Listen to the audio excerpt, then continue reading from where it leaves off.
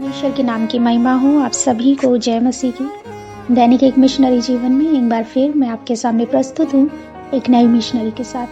आज की मिशनरी में हम जानेंगे महाराज सन वेदम निकम के बारे में। इनका जन्म 1793, मृत्यु 27 जनवरी 1827, मूल स्थान मायलांडी, भारत, दर्शन भारत।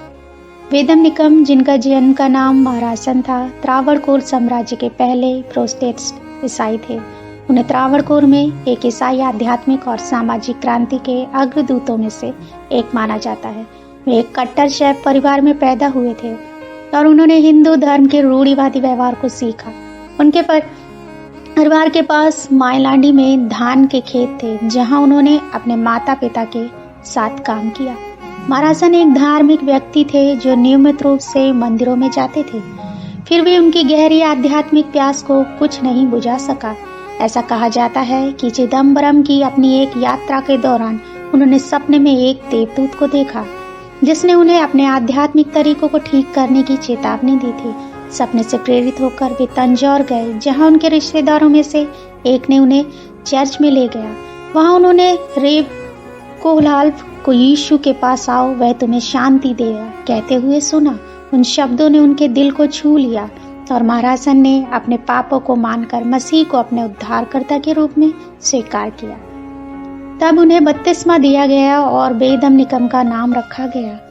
उद्धार के अनुभव पर अति उत्साहित वेदम मानिकम ने अपने लोगों के साथ मसीह से प्रेम को साझा करने के लिए अपने मायलांडी गांव लौटने की इच्छा की। उससे पहले उन्होंने ट्रेनकेवर मिशन के डॉक्टर जॉन के साथ कुछ समय बिताया, जिन्होंने उन्हें मिशनरी सेविकाई के लिए मार्गदर्शन दिया।